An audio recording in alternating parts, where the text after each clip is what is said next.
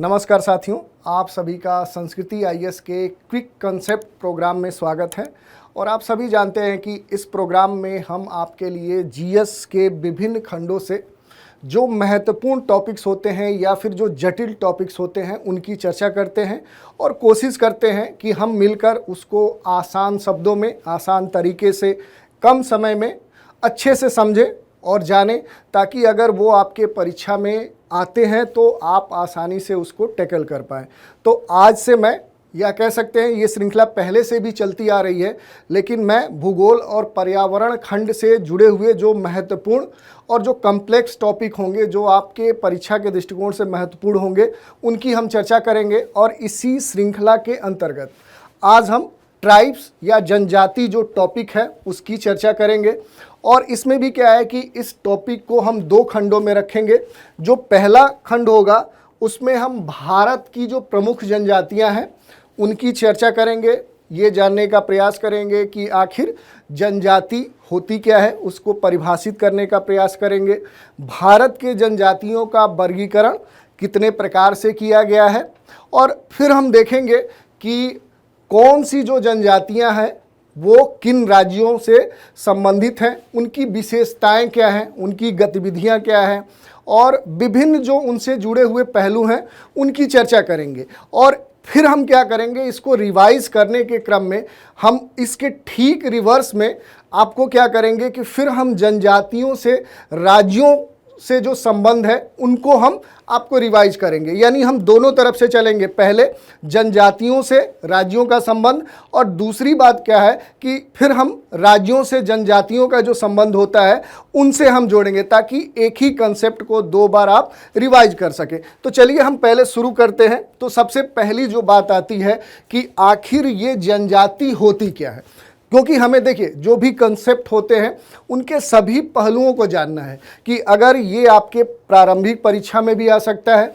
आपके मुख्य परीक्षा में भी पूछा जा सकता है, आपके साक्षात्कार या इंटरव्यू में भी इससे जुड़े हुए प्रश्न पूछे जा सकते हैं, या कह सकते हैं कि सामान्य आपके जनजीवन में भी आपसे कोई पूछ सकता है। तो इसको ध्यान में रखते हुए इसके जो भी विभिन्न पहलू होंगे जो आपके लिए महत्वपूर्ण है उनकी हम चर्चा करेंगे। तो उसी क्रम में जो सबसे पहली बात आती है कि आखिर जनजाति हम किसे कहते हैं। तो देखिए, इसको अलग अलग विद्वानों ने अलग अलग तरीके से परिभाषित किया। उन्हीं विद्वानों में से हम प्रोफेसर धीरेन्द्र नाथ जो मजूमदार हैं, ये क्या है, भारतीय मानव शास्त्री हैं, काफ़ी ये प्रसिद्ध हैं, इनकी परिभाषा को हम लेंगे। इन्होंने कहा कि जो जनजाति है ये क्या है कि परिवार या परिवारों के जो समूह होते हैं, ठीक है, ये क्या है, उनके समुदाय को ही हम क्या बोलते हैं, जनजाति कहते हैं। और ये एक समूह में रहते हैं, ये किसी निश्चित भूभाग या कह सकते हैं भौगोलिक खंड में रहते हैं, जहां इनकी अपनी भाषा या बोली होती है, इनकी जो भी गतिविधियां होती हैं वो आपस में होती हैं, ये बाहरी दुनिया से कटे रहते हैं, ये नगरों कस्बों से इनका संबंध नहीं होता है। जो भी दैनिक या कह सकते हैं कि जो इनकी सामाजिक गतिविधियां हैं ये अपने परिवार या जो विभिन्न परिवार समूह हैं उन्हीं के अंतर्गत करते हैं। तो इस तरह से क्या है कि इन्होंने परिभाषा डिफाइंड की है, यानी कह सकते हैं कि जनजाति परिवारों या परिवार समुदाय का एक नाम है, ठीक है। इसमें क्या है कि इन परिवार या परिवारों का जो समूह है ये एक सामान्य नाम होता है और ये एक निश्चित भूभाग में रहते हैं, ठीक है। तो इस तरह से इन्होंने परिभाषित किया। दूसरी जो परिभाषा हम ले रहे हैं वो इंपीरियल गजेटियर ऑफ जो इंडिया है उसको ले रहे हैं। ये क्या कहता है कि जनजाति समान नाम धारण करने वाले परिवारों का एक संकलन है। जैसे यहाँ क्या बोला गया, एक समुदाय है, एक ग्रुप है, तो ये भी वही कह रहा है। और ये कह रहा है कि ये किसी निश्चित भूभाग में रहते हैं, उसका दावा करते हैं, उस पर अपना प्रभुत्व स्थापित करने की बात करते हैं। ये कहते हैं कि यहाँ हमारा दखल है, इस पर हमारा अधिकार है। तो इस तरह से क्या है कि ये अपनी बात रखते हैं। दूसरी अगर हम बात करें सामान्य तौर पे, तो जनजाति लोगों का एक समूह होता है, एक ग्रुप होता है, और ये एक साथ रहते हैं, एक भाषा बोलते हैं, इनकी संस्कृति एक होती है। दूसरी बात करें तो ये अपने इतिहास को आपस में साझा करते हैं और कुछ खास नियमों से ये बंधे होते हैं और उसी के अनुरूप अपनी जीवन को आगे बढ़ाते हैं। और ये सामान्य तौर पे कह सकते हैं कि जो जिस क्षेत्र में रहते हैं वहाँ के ही संसाधनों से अपना जीवन चलाते हैं। तो इस तरह से क्या है कि हमने देख लिया कि ये जनजाति शब्द की परिभाषा थी। अब हम देख लेंगे कि भारत की जो जनजातियां हैं उनका वर्गीकरण कैसे किया गया, यानी जो क्लासिफिकेशन ऑफ ट्राइब्स है वो क्या है। तो देखिए, अलग अलग विद्वानों ने कई आधारों पर भारत की जनजातियों का वर्गीकरण किया है, लेकिन वर्तमान में जो प्रमुख वर्गीकरण है हम उनकी चर्चा करें तो ये मूल रूप से क्या है कि 4 प्रकार से है। पहला है भौगोलिक वर्गीकरण, भौगोलिक आधार पर इनका वर्गीकरण किया गया है। दूसरा भाषाई वर्गीकरण, तीसरा जो कहा गया है वो प्रजाति वर्गीकरण, और चौथा जो होता है इनके एक्टिविटी या जो कार्य हैं उनके आधार पर वर्गीकरण किया गया। तो एक एक करके संक्षिप्त में देख लेते हैं। जो पहला है भौगोलिक वर्गीकरण, इसमें क्या है कि मूल रूप से इसको 5 भागों में बांटा गया है।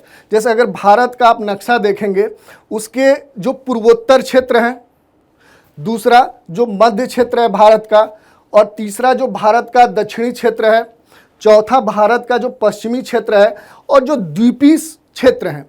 इन 5 भागों में जो जनजातियां रहती हैं, तो भौगोलिक वर्गीकरण इन 5 भागों में ही किया गया। अब संक्षिप्त में इनका हम एक एक करके जल्दी जल्दी देख लेते हैं।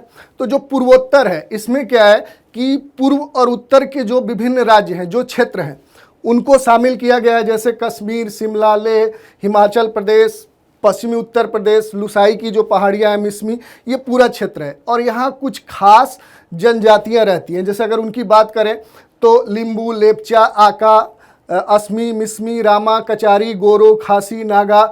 ये क्या है, ये गोरो नहीं गारो है, गारो, खासी, नागा, ये सारी जनजातियां रहती हैं। ऐसे ही क्या है कि भारत का जो मध्य क्षेत्र है, जिसमें बंगाल या कह सकते हैं पश्चिम बंगाल, बिहार, दक्षिणी उत्तर प्रदेश, मध्य प्रदेश और इसी के साथ उड़ीसा का क्षेत्र शामिल है। इसमें क्या है कि मूल रूप से जो जनजातियां रहती है उसमें जो मध्य प्रदेश में जो गोंड है, यानी भारत की कह सकते हैं सबसे बड़ी जनसंख्या वाली जो जनजाति है, उड़ीसा के कांध और खड़िया, गंजाम, इस तरह से बहुत सारी जो जनजातियां हैं वो मध्य क्षेत्र में रहती हैं। और ऐसे ही जो तीसरा वर्गीकरण है वो दक्षिणी क्षेत्र है।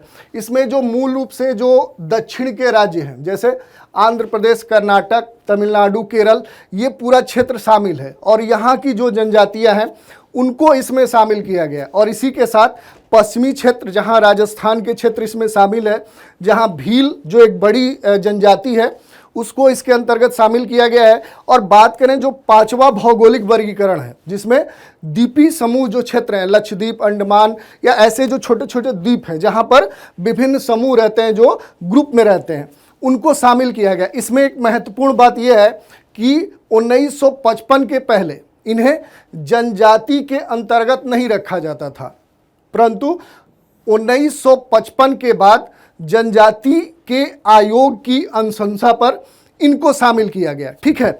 और अगर हम बात करेंगे जैसे अंडमान में अंडमानी है, सेंटलीस है, या इस तरह के जो जनजातियां हैं उनको शामिल किया गया है। दूसरा जो वर्गीकरण है वो भाषाई आधार पर किया गया है और इसमें इसको 4 वर्गों में बांटा गया है। पहला इंडो यूरोपियन, दूसरा द्रविड़, तीसरा अस्टिक और चौथा तिब्बती।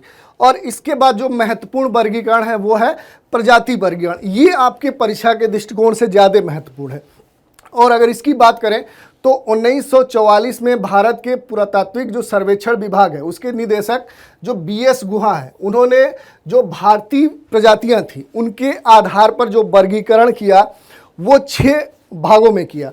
उन 6 भागों की अगर बात करें तो पहला नेग्रिटो था, जिसको हम द्रविड़ कहते हैं। दूसरा प्रोटो ऑस्ट्रेलाइट, तीसरा मंगोलाइट, चौथा भूमध्य सागरी जो मेडिटेरियन वाला रीजन है उसके आधार पे, और 5वां चौड़े सिर वाले। ठीक है। और इसको भी फर्दर क्या है कि 3 भागों में बांटा गया है, एल्पिनाइट, दिनारिक और आर्मिनाइट, और छठा जो है वो है नार्डिक।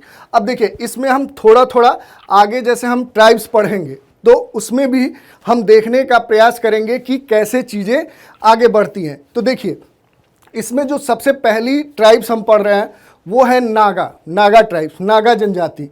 तो ये आपको देखना है कि आखिर जो नागा ट्राइब्स है वो भारत के किन क्षेत्रों से संबंधित है। तो देखिए, जो पूर्वोत्तर क्षेत्र है, जो नॉर्थ ईस्ट वाला रीजन है, वो क्या है कि वहाँ पर नागा जनजाति बड़े स्तर पे वास करती है। और उसमें भी मूल रूप से क्या है, नॉर्थ ईस्ट के जो मुख्य जो राज्य हैं जिसमें नागालैंड, मणिपुर, मिजोरम, असम या अरुणाचल प्रदेश के जो पठारी क्षेत्र है वहाँ पर ये नागा जनजाति बड़े स्तर पे वास करती है। दूसरी अगर हम बात करें तो इसकी विभिन्न उपजातियाँ हैं, जैसे अंगामी, सेमा, रेगमा, लोहाता, आओ, कोन्याक, फोम, चांग, कचा, काबुई, तेसुल, ये आदि क्या है कि नागा की विभिन्न उप जनजातियाँ हैं। अगर इनके अर्थव्यवस्था की बात करें कि आखिर इनका आपस में किस प्रकार की इकोनॉमिक एक्टिविटी है, तो सामान्य तौर पे क्या है कि ये स्थानांतरण जो शील कृषि होती है, जो कह सकते हैं जो शिफ्टिंग एग्रीकल्चर होता है, उससे जुड़े हुए हैं। और नागाओं के कुछ वर्ग विशेष रूप से अंगामी नागा सीढ़ीदार जो खेत हैं उनको बनाकर कृषि करते हैं। और मणिपुर की जो निचली घाटियां हैं उसमें रहने वाले कुछ नागा अस्थाई कृषि भी करते हैं। ठीक है, यानी अस्थाई तौर पे ये कृषि करते हैं, ये शिफ्टिंग एग्रीकल्चर नहीं करते। अगर हम बात करें कि शिफ्टिंग एग्रीकल्चर क्या होता है, तो ये क्या है कि एक बार किसी क्षेत्र के वहाँ के वन क्षेत्र को काट कर वहाँ जलाकर लकड़ियों को वहाँ कृषि की जाती है और फिर अगली बार किसी दूसरे स्थान पे वो शिफ्ट हो जाते हैं, फिर वहाँ यही प्रक्रिया करते हैं।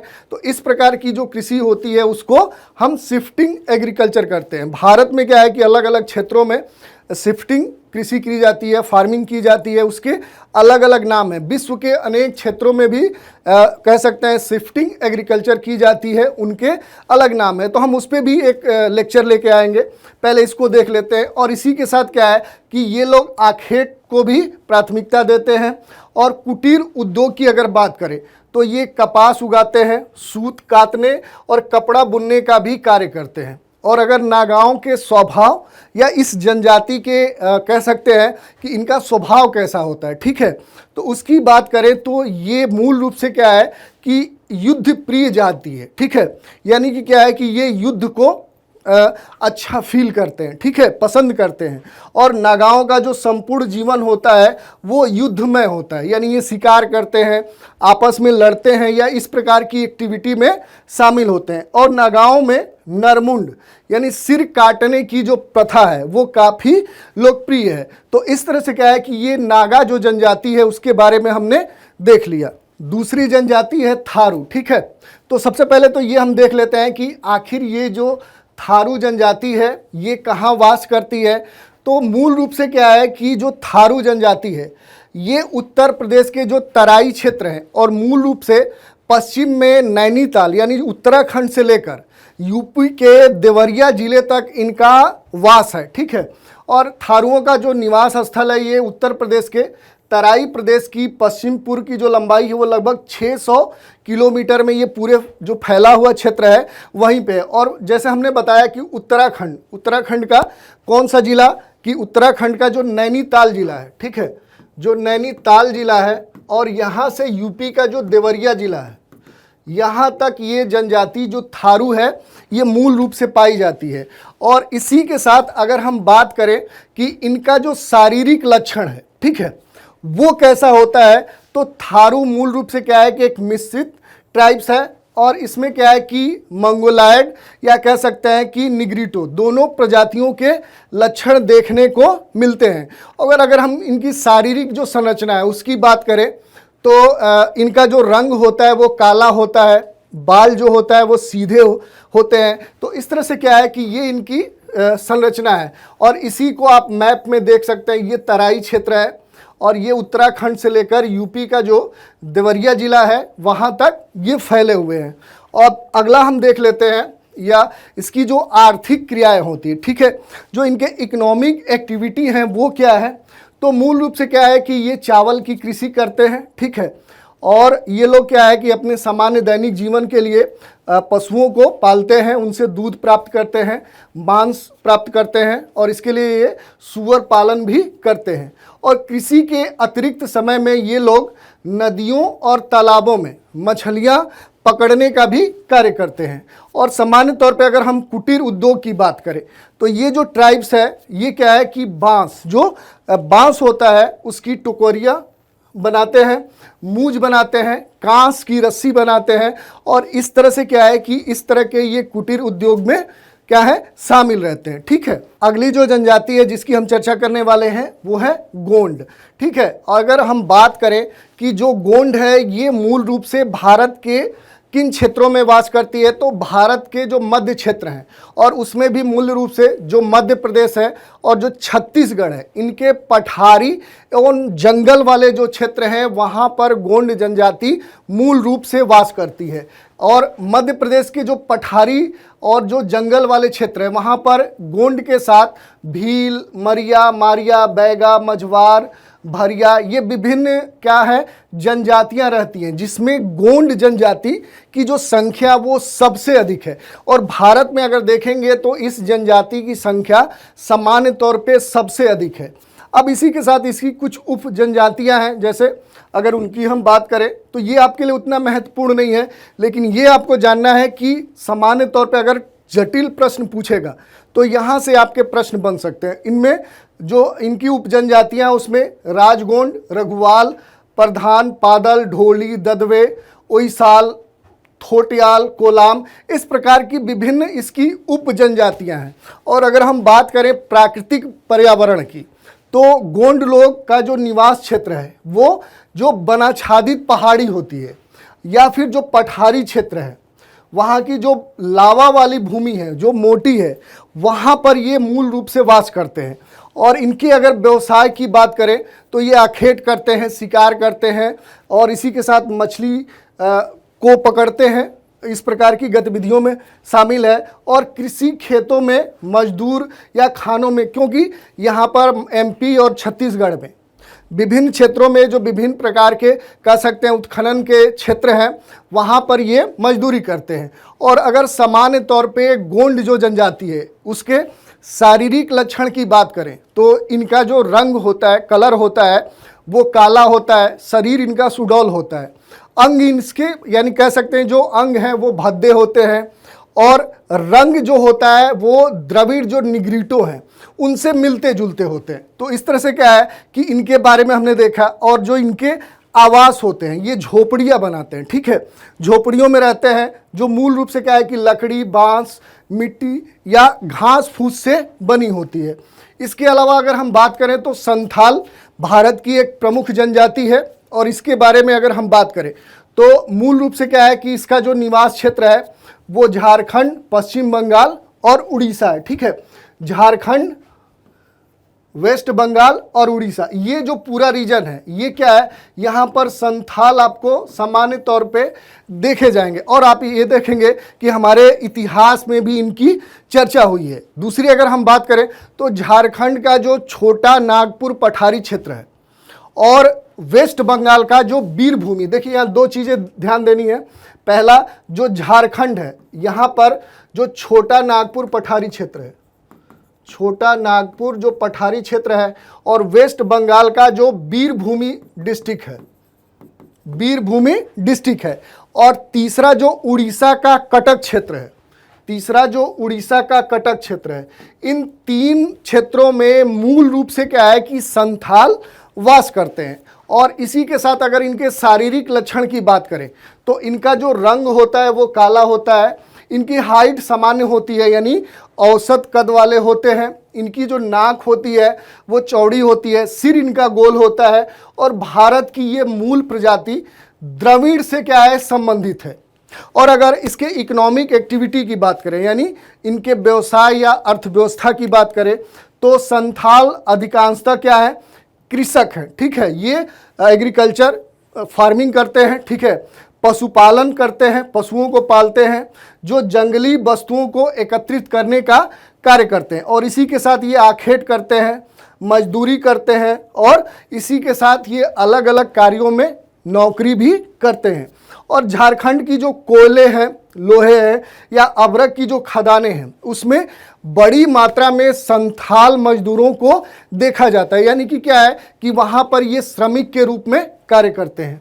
अब इसके साथ अगर हम बात करें, जो अगली जनजाति है वो है भारत की भील जनजाति। ठीक है, भील की अगर बात करेंगे तो ये मूल रूप से भारत का जो पश्चिमी क्षेत्र है और पश्चिम भारत कह ले, और विंध्याचल, सतपुड़ा, अरावली जो पूरा पर्वतीय क्षेत्र है, यहीं पर ये मूल रूप से पाए जाते हैं। और इनके अगर हम शारीरिक लक्षण की बात करें तो भील क्या होते हैं, इनकी हाइट सामान्य तौर पे अधिक होती है, यानी ये लंबे कद वाले होते हैं, शरीर से हृष्ट पुष्ट होते हैं। इनका रंग ताम्र के समान होता है, यानी तांबा जैसे कलर होता है वैसे होता है। और अगर अन्य विशेषताओं की बात करें तो सामान्य भारतीयों के समान इनके विभिन्न जो शारीरिक संरचना है वो पाई जाती है। और अगर अर्थव्यवस्था की बात करें तो ये अपने जीविका के लिए क्या करते हैं, पशुचारण करते हैं, वन के विभिन्न जो उत्पाद हैं उनका एकत्रण करते हैं और उनसे आखेट करते हैं, उससे अपना दैनिक जीवन चलाते हैं। और वर्तमान में ये लोग अधिकतर तौर पे क्या है कि अस्थाई कृषि को प्राथमिकता दे रहे हैं, यानी सामान्य तौर पे क्या है कि एक स्थान पे स्थिर होकर वहाँ कृषि के अंतर्गत अलग अलग फसलों का उत्पादन कर रहे हैं और उसी से अपना जीवन चला रहे हैं। तो इस तरह से हमने देख लिया कि जो भील है उनसे जुड़ी हुई जो बातें थी उनकी हमने चर्चा कर ली। अगली जो जनजाति है वो है टोडा। ठीक है, इसका जो निवास क्षेत्र है वो तमिलनाडु क्षेत्र है। ठीक है, यानी मूल रूप से क्या है कि ये तमिलनाडु राज्य में पाई जाती है। और तमिलनाडु में भी क्या है कि कुछ खास क्षेत्र हैं, जैसे जो दक्षिणी भाग है, ठीक है, जो दक्षिणी भाग है वहाँ पर ये बड़े मात्रा में पाए जाते हैं। और वहाँ पर भी क्या है कि जो नीलगिरी पर्वतीय क्षेत्र है, यहाँ का जो नीलगिरी पर्वतीय क्षेत्र है, और यहाँ भी क्या है कि 1500 से लेकर 2000 मीटर की ऊंचाई वाला जो पर्वतीय क्षेत्र है वहाँ पर ये टोडा जनजाति अधिक संख्या में पाई जाती है। और अगर इनके हम वंशज की बात करें तो कुछ लोग इन्हें आर्यों का वंशज न मानकर भूमध्य सागरीय प्रजाति से इनको संबंधित मानते हैं। और अगर इनके अर्थव्यवस्था की बात करें तो ये सामान्य तौर पे पशुपालन कार्य में संलग्न है और ये शिकार नहीं करते सामान्य तौर पे। और अगर इनके हम शारीरिक संरचना की बात करें तो इनका जो कद होता है वो लंबा होता है, गोरा रंग होता है, यानी कलर इनका फेयर होता है, नाक इनकी पतली होती है, आंखें इनकी छोटी छोटी होती है।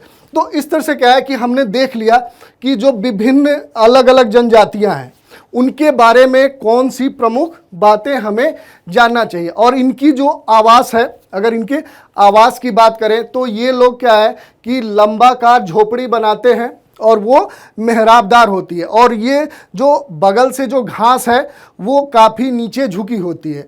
इनका जो सामाजिक संगठन है या कह सकते हैं कि जो टोडा समाज है ये संयुक्त रूप से रहता है, ये कंबाइन फैमिली में रहते हैं और ये इनके लिए एक महत्वपूर्ण है। ठीक है, और टोडा क्या है कि ये दाह संस्कार को प्राथमिकता देते हैं। तो इस तरह से क्या है कि हमने देख लिया कि ये जनजातियां थी। इसी से जुड़े हुए कुछ अन्य अगर तथ्यों की बात करें तो जैसे राष्ट्रपति जो हमारी हैं वो द्रौपदी मुर्मू जी, उन्होंने 15 नवंबर 2022 को जनजाति गौरव दिवस समारोह का नेतृत्व किया था। तो ये भी आपको ध्यान देना है कि ये जनजाति जो गौरव दिवस है वो कब मनाया गया। और इसी के साथ जो हमारे जो गृह मंत्री हैं अमित शाह, इन्होंने 7 जून 2022 को नई दिल्ली में राष्ट्रीय जनजाति अनुसंधान संस्थान का भी उद्घाटन किया। तो ये भी आपके परीक्षा में पूछा जा सकता है कि जो राष्ट्रीय जनजाति अनुसंधान संस्थान है ये कहाँ पर स्थापित किया गया है। और जो हमारे देश के प्रधानमंत्री माननीय नरेंद्र मोदी हैं उन्होंने आदर्श ग्राम योजना, ठीक है, जो PMAAJY है, इसमें क्या है कि समेकित विकास के लिए, इंटीग्रेटेड डेवलपमेंट के लिए क्या है कि विभिन्न जो बहुत बड़ी मात्रा में, बड़ी संख्या में जो जनजाति गांव हैं उनको कवर करने की बात की है। तो ये भी आपके लिए महत्वपूर्ण हो सकता है। इसी के साथ ये हम देख लेते हैं कि संविधान में जनजातियों के सुरक्षा के लिए कौन से प्रावधान किए गए हैं। तो इसमें क्या है कि आपको एक बार शार्ट में हम बता देते हैं कि कौन कौन से आर्टिकल आपको देखने चाहिए। जैसे अगर हम शैक्षणिक एवं सांस्कृतिक सुरक्षा की बात करें तो इसमें आर्टिकल 15 का जो 4 है ये आपके लिए महत्वपूर्ण है। आर्टिकल 29 है जिसमें अल्पसंख्यकों के हितों के संरक्षण की बात की गई है। आर्टिकल 46 है, ये भी आपके लिए महत्वपूर्ण है। आर्टिकल 350 है जिसमें पृथक भाषा, लिपि, संस्कृति की सुरक्षा के अधिकार की बात की गई है। और फिर आर्टिकल 350 है। और फिर अगर हम बात करें सामाजिक सुरक्षा की तो इसमें आर्टिकल 23 है, आर्टिकल 24 है और इसी के साथ कुछ अन्य आर्टिकल हैं। जैसे अगर हम आर्थिक सुरक्षा की बात करें तो इसमें आर्टिकल 244 है। ये भी क्या है कि ये भी जो जनजाति हैं या ऐसे जो समुदाय हैं उनकी सुरक्षा की बात करता है। और फिर क्या है कि जो आर्टिकल 275 है जिसमें संविधान की 5वीं एवं 6ठी अनुसूचियों के अधीन जो आवृत विशेषीकृत राज्यों को अनुदान या सहायता की बात कही गई है वो जुड़ा हुआ है। तो ये क्या थे कि विभिन्न ऐसे जो जनजाति हैं उनकी सुरक्षा की बात की। और अगर हम राजनीतिक सुरक्षा की बात करें तो इसमें आर्टिकल 164 जो क्या है कि बिहार, मध्य प्रदेश, उड़ीसा में जो जनजाति हैं इनके लिए इसमें प्रावधान किया गया है। आर्टिकल 330 जिसमें लोकसभा में अनुसूचित जनजातियों के लिए सीटों के आरक्षण की बात की गई है।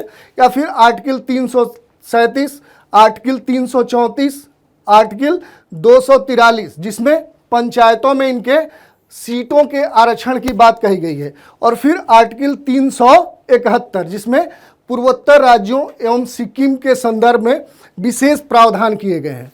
और फिर हम बात कर लेंगे अगर सेवा की सुरक्षा तो इसमें क्या है कि आर्टिकल 16 का 4 ख और आर्टिकल 335 के साथ साथ 320 का जो 40 है ये भी क्या है कि ऐसे समुदायों के सुरक्षा और संरक्षा की बात करता है। तो इस तरह से क्या है कि हमने देख लिया जो भारत के विभिन्न ट्राइब्स थे उनसे जुड़े हुए जो प्रमुख बातें थी उनकी हमने आज चर्चा कर ली। और कुछ जो जनजातियां थी उनकी हमने चर्चा की। जो बची हुई जनजातियां हैं उनकी चर्चा हम किसी दूसरे सेशन में करेंगे। तो आज आप हमारे साथ बने रहें, इसके लिए धन्यवाद।